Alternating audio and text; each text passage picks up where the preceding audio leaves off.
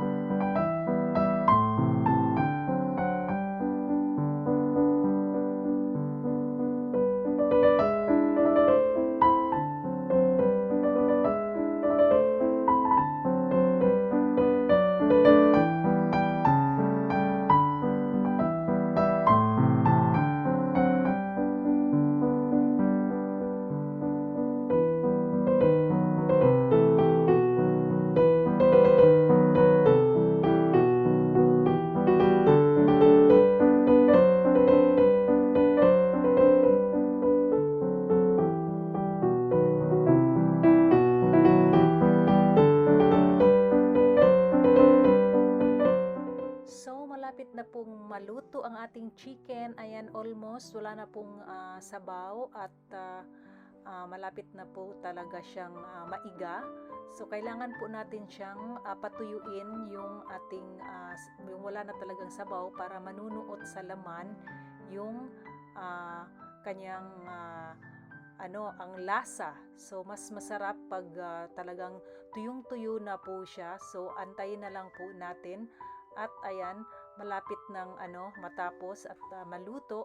So ready na po tayo sa ating dagdag Noche Buena. Ayan, sa mga hindi pa po alam ang recipe ito na napakasimple, pwede nyo pong gayahin, feel free po. And again, disclaimer lang po, hindi po tayo professional chef. Ito po ay sinishare ko lang para baka magustuhan rin ninyo. So feel free po na gayahin ang ating recipe, okay?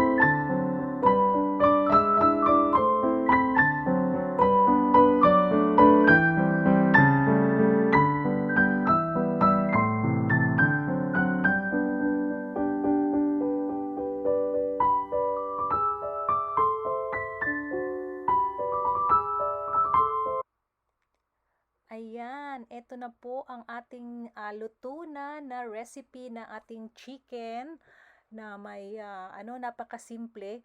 Bahala na po kayo kung ano ang itatawag nyo.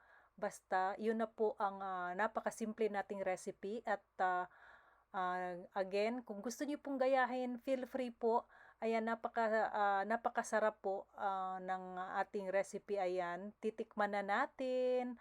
So, again, kung nagustuhan nyo ang ating video for today, kakaisato po sa kaisiyahan, huwag nyo pong kalimutan i-subscribe, like and share ang ating channel sa mga hindi pa po nakapag-subscribe. And again, thank you so much for watching everyone. Until my next video, bye-bye!